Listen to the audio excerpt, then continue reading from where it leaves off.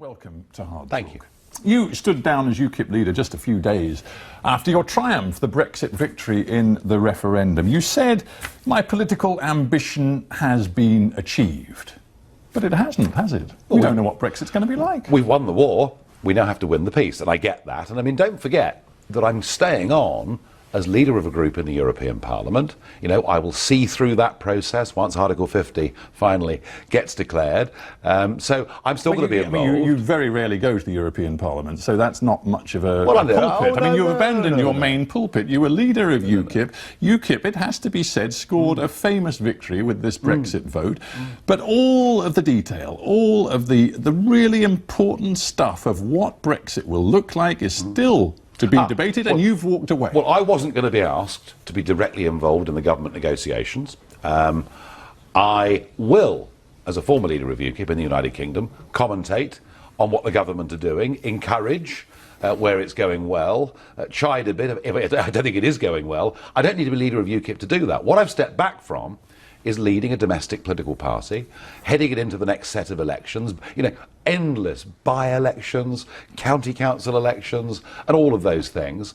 And, you know, I've been doing this quite a long time. Oh, I'm well aware of that. You and I have been talking for quite a long time. But the cynic would say, and certainly those critical of your Brexit views would say, you know, you smashed up the shop and now you refuse to engage in the repair process. You know, you could argue it's never over in politics, couldn't you? You know, you and I could sit here in 2.5 years' time and we've got Brexit, but there's an opposition party who wants to challenge it at the next general election. It's never over in a sense in politics. But this is what I do think. I do think that we will leave the European Union. The question is on what terms. Right, you see, the new leader of your party, Diane James, she says, and this is a direct quote, "The Tory party simply cannot be trusted with true Brexit." Well, do you agree? Because if you do agree, it again just seems odd that you would vacate the stage when the people in charge cannot be trusted. But however well I do as party leader in county council elections doesn't really affect that very much, does it?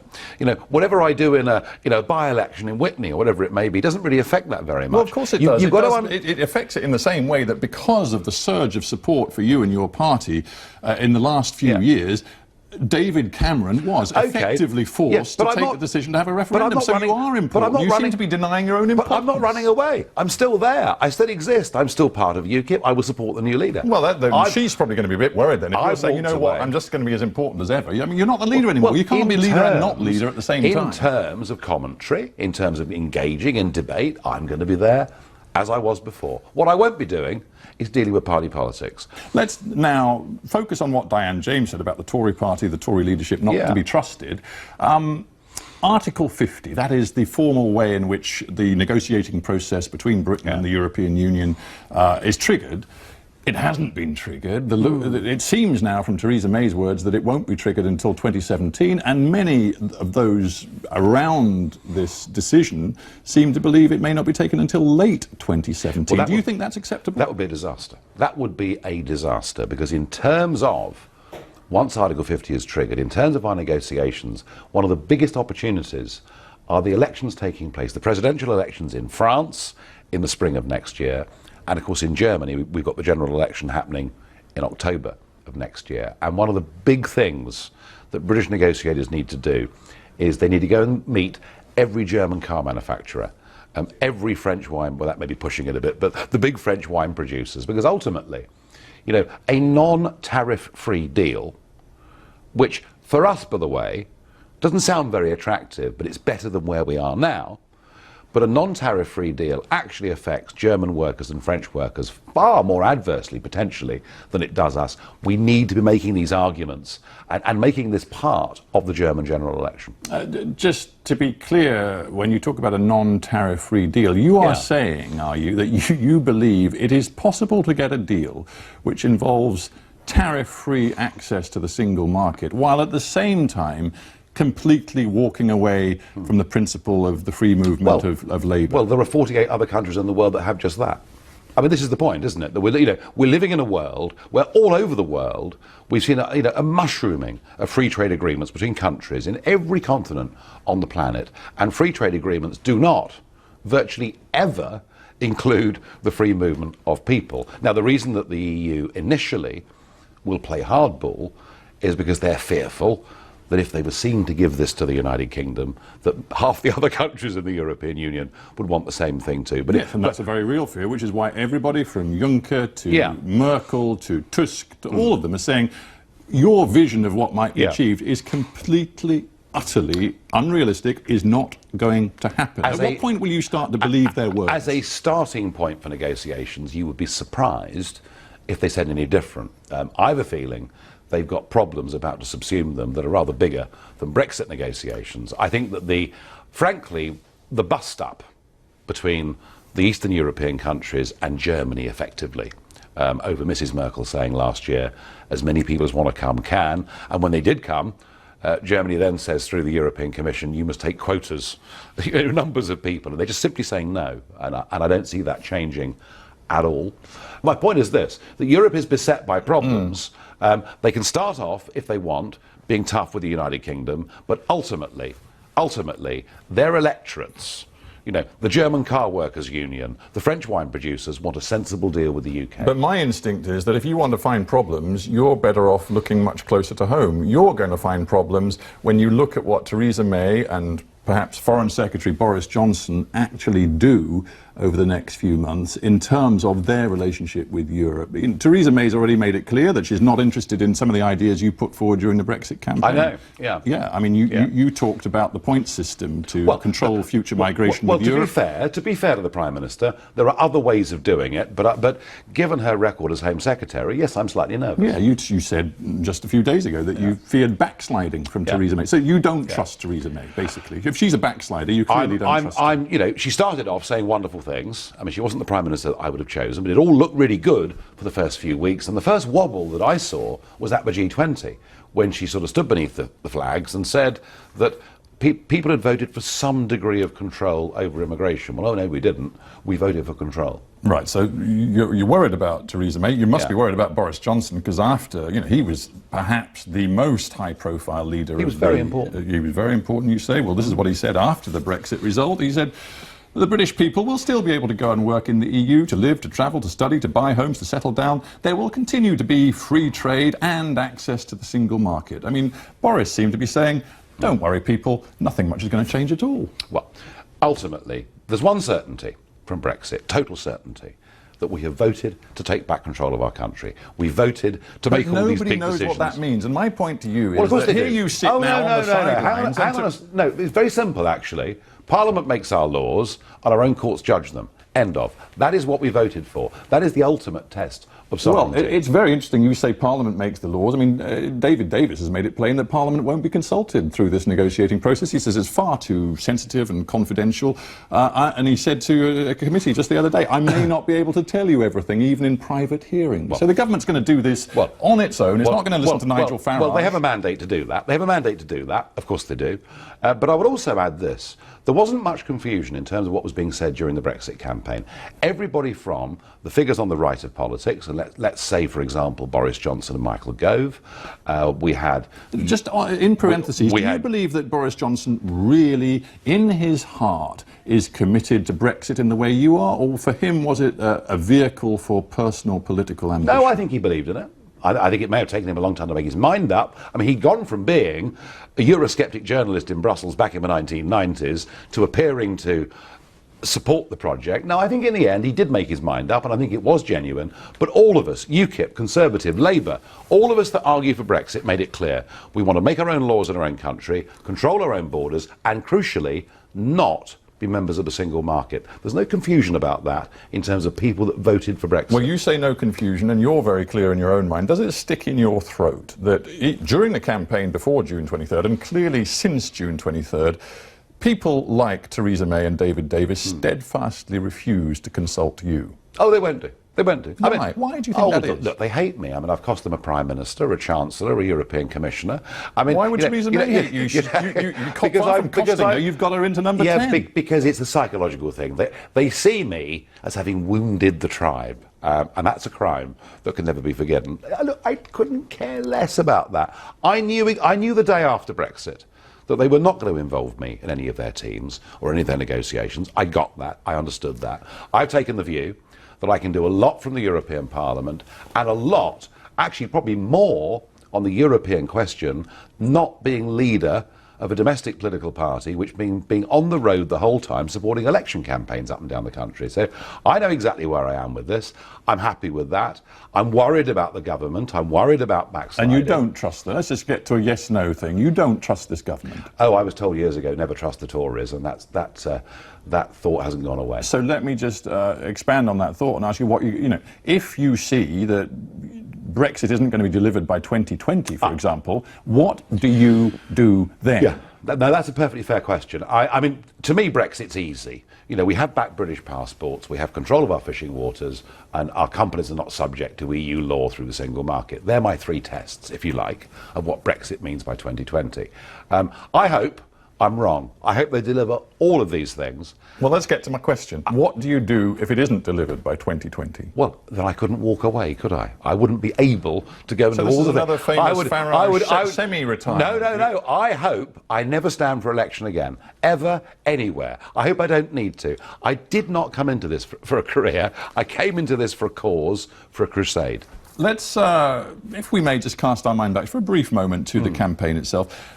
Are you ready now to express some regret for some of the things, including, frankly, falsehoods that were peddled by the Leave campaign during the campaign? We've had 45 years of lies from those supporting the European project, telling us it was a common market. Don't worry your little heads, it'll never be political. And they go on lying. The very day the European... I wasn't asking about their campaign, I was asking about yours. Do you regret the lies that were told on your side? On the very day the European Constitution was produced by Giscard, the House of Commons was told by the Europe Minister it was a mere tidying up exercise. Giscard said it was for a superstate. So we've had to put up with an endless diet of lies. Now, as far as the Leave campaign was concerned, there was one mistake that was made. What was that? There was a factual mistake that was made. That? That was the 350 million. And that was a factual mistake. It was on the posters, on the battle buses. A very small factual mistake. The message to the people, a very small if you factual vote mistake. Brexit and get Brexit, £350 million a week will go to the NHS, and that is a complete falsehood. Yeah, and if you vote Brexit, according to the Chancellor, each family will lose £4,500 a year. Look, there was some nonsense. Why redirect my questions to take a pop at the opposition? Why not now, because it's over, why not acknowledge, some things were said that were false, that were lies, and you regret it? I think that was the only fundamental mistake that was made in terms of fact. Fundamental mistake? How because the net figure... Because you were cynical? Because you would say almost anything to win? It wasn't my figure, and I argued very strongly against it. I sat talking to Michael Gove, as I'm talking to you now, saying, drop it. It's an error. It doesn't work, because the net figure is 220 million a week, and nobody could argue with that. Now, actually, did it being 350 as opposed to 220 shift one single vote? I doubt it. But it did leave the establishment with a stick with which to beat us. Well, they have other sticks too. That poster that you revealed, the breaking point Sorry, was poster. That a lie? Or was it a factual picture? Well, I'm not discussing whether the picture itself was factual or not. But the thing I'm discussing the message it sent to the people of Britain. There you were with your poster, which pictured all of these people queuing at one of the border crossings into Europe's eastern flank. They were Syrians, they were Afghans probably, and Somalis. They weren't queuing. And they were getting across borders because fences were going up. It was part of the Merkel madness. They were not immigrants from Europe coming into the United Kingdom. No, and that's why. And that was the clear implication and that's why the of poster, that poster. And that's why the poster said the EU has failed us all. Look, let me explain something about that to you. Okay, that morning, and that, by the way, was the first of a series of posters we were running for the last week of the campaign. That was the only one that was about the broader European question rather than the UK. That morning, that poster appeared in full-page national ads in a handful of British newspapers. It had been released at 10 p.m. the night before via the internet. It was out everywhere. And do you know something? There was very little criticism or condemnation of it. Your own parliamentary, your own MP, the one MP you've got in Westminster, said he was deeply uncomfortable. He said nothing. He said he was deeply uncomfortable. You've got to listen to me and understand what I'm telling you. What happened in this referendum campaign? There was barely a note of criticism about that poster. But when your own MP says he's deeply... He said nothing. What do you mean he said nothing? Will you listen to me about the timings of this? There was very little criticism of that poster. And then, that afternoon, Joe Cox was murdered on a Yorkshire street. Okay? Yes, the Labour MP. An horrendous event. And the Remain campaign decided they would conflate that poster with her killing, and that is when all the criticism started. Had that awful murder not happened, you wouldn't even be asking me. The bottom line is your own MP resigned from that post to end its message. Afterwards, everybody ran for the hills because they're all cowards and they didn't want to take any stick. Your own MP's a coward? Well, look, he's not UKIP. He doesn't believe we should even discuss the immigration issue. He never has done. All right, that's a separate issue. My head's spinning. You're now telling me that even your own single elected MP is a coward. I didn't say that. I said he's not UKIP. You said they were all cowards. They ran for the hills. Well, they all did. They all ran for the hills. I mean, goodness me, the Vote Leave campaign had put out some very aggressive posters and criticised. But you've got to understand the context of what happened. The Remain side deliberately tried to use 40,000 that horrible murder.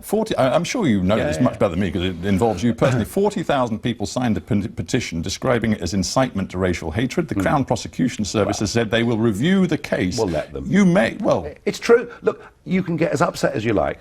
It's a fact. That picture showed you what happened when Mrs. Merkel made the huge error she made last year. You would not even, you yourself would barely have known of the existence of this had it not been for that horrible murder. And that's what happened. So when I ask you whether there are things you regret, you certainly are not interested in expressing any sort of regret for that. I regret the truth. I regret the ridiculous things that Mrs. Merkel has done to Europe. I regret an endless series now of terrorist attacks that are taking place in Europe as a direct result of an irresponsible policy of letting people into the Schengen area wholesale without any checks at all. Let's talk about the state of UKIP, if we may. You say you're still actively involved, and as you say, you're leading a group in the European Parliament as leader of the UKIP delegation. So you certainly haven't walked away entirely from the party, but the party is in a big mess, isn't it? I mean, some of the party's most senior figures... It's in a mess because it has one MP who doesn't agree with anything the party stands for, and that is a problem. It's a problem because it's perceived to be a problem. Does the fact that he doesn't agree with anything we do, he condemns all our officials, he tried in the referendum to split us down the middle, does that actually affect, out in the country, the branches? No, not really. It's a conversation, it's a media conversation. Has it really damaged the grassroots of UKIP? I would say it hasn't. Some of the party's most senior strategists, including the woman Alexandra Phillips, who works so closely with you, have joined the Tories. Well, I think she was treated very badly by the party in Wales. Look, let me tell you, there's one fundamental thing that has changed in UKIP. It was a grassroots party. It was an upwelling. It has had a volunteer structure through a national executive that runs it and makes the big decisions. Those people, I'm afraid, have been very vulnerable to lobbying by professional career politicians. And that has not helped UKIP over the last 18 months. But, you know, it's not just about people's careerism, it's about ideas. This is what Alexandra Phillips, you know, who's worked so closely with you, this is what she said the other day. Ideologically, the Tories are doing the UKIP dance now. If you look at our 2015 manifesto, Theresa May has announced it all in the first months of being Prime Minister. Grammar schools, fracking, Brexit means Brexit, controlling immigration. Yes, it all sounded very good in the first few weeks, and now it's not sounding quite so good, is it? Well, no, it's not what she says. She says, what's the point of UKIP anymore? If the Tories are delivering what you wanted, well, will they deliver it? You know, will they deliver it? That's the point, isn't it? That really is the key to all of this, and I worry. You know, I mean, the Hinkley Point deal is a very good case in point. You know, we were very critical of the Hinkley Point deal done with the Chinese over nuclear installations by George Osborne. The Prime Minister gave us the impression in the first couple of weeks she was going to veto it. Now it's been accepted. There are a lot of rumours flying around, I'm sure you're very aware of them, that you say you're still in UKIP, of course you still are in UKIP, but you've got a very good friend, Aaron Banks, who says he's prepared to spend millions of pounds creating a new movement. I think he's going to call it the People's Movement, although he's probably not decided. But he wants you to lead it. Well, will you? No, I'll help. I'll support. Of course I will. I think that grassroots campaigning has a role, a big role. I think what Leave.eu did in the referendum by building up 1 million online supporters was a really fascinating development in British politics. And we've seen it on the left, haven't we? We've seen 38 Degrees, we've seen Momentum. So I think what Mr. Banks wants to do is you know, a very sensible thing. He also wants to internationalise this movement, and he said that you can be a figurehead across Europe, and you're not even stopping at Europe. You've just come back from a trip to the United States. You were at the US convention, smiling broadly, watching Donald Trump accept the nomination, and since then you've actually appeared at a major campaign rally with him, saying, not for all the money in the world would you contemplate voting for Hillary Clinton. No. Do you really, with all of his policies, you know, banning Muslims from entering the country, building a great big wall with Mexico, calling Mexicans rapists and criminals, you really think Donald Trump would be good for America? Is he your sort of politician? Well, we're building a big wall in Calais as we speak, and George Bush built 600 miles of a wall with the Mexicans. So, you know, he has said some things. Of course, he said some things I don't agree with. Of course, there are positions on social issues where any British politician and any American politician, you know, simply aren't going to meet. But, you know, I went to tell the story of Brexit, and the story of Brexit is bigger than just the United Kingdom voting to leave and what the negotiating process will be. I think actually the story of Brexit is something that could completely transform politics across the entire Western world. Why? What is it about Brexit that simple. could have this international resonance? It's very simple. You know, when all's said and done, Brexit happened because about 2.5 million people who did not vote at the last election and who in many cases had never voted in their lives went to the polls, and a clear majority of them did vote for Brexit. That's what swung it. And so the message that sends is that actually big politics and the big banks and the big businesses don't always have to win. You know, the sort of person that moans, it's hopeless, I hate it, but I can't change it. What Brexit shows is things can change. And I think that what Trump is perhaps beginning to do is to reach into some of that electorate. And that's Trump. And do you think also that Marine Le Pen in France, that Geert Wilders in the Netherlands, maybe AFD, Alternative for Germany in Germany, these are allies that you now want to help, specifically help to win power in their countries? Is that going to be good for you? I'm going to be a little bit cautious about, you know, who exactly I support. Marine Le Pen, Geert Wilders, are those people that you believe represent your values? No, I've never worked directly with them, as you know. But I'm just asking you, do they represent your values today? Not in every way, Why no. not? What is it about them that then is different from you? Well, I think, you know, in the case of Mr. Wilders, I think that... Is it racism? Xenophobia? What is it? On the one hand, Geert Wilders argues for freedom of speech, which I get. I understand that. But then in the next sentence, he says he wants to ban the Quran. Well, there's a sort of slight inconsistency going on there. As far as Marine Le Pen's concerned, she's done good things. She's done good things with the Front National from the days of her father and the things that it stood for then. She has modernised the party. She has moved it on. I still think it's got a way to go. And a final thought, because perhaps, well, actually there's no perhaps about it, the most important election coming up is the US election. You, to be clear about it, you believe it is best for the world, as well as for the United States, for Donald Trump to win. I don't want Hillary to win because... Well, that's not what I asked you. You want Donald Trump to win. Well, I don't want Hillary to win, let's put it like that. Well, no, I want you to tell me if you want... Do you want Donald Trump to win? The West needs change. The West needs change, big change. Get away from these governments that are virtually owned by the multinationals, that have led us into an endless series of war, where we've seen the rich get richer, the poor get poorer. We need change. Nigel Farage, we have to end there. Thank you. You didn't frankly have the balls to put country before party.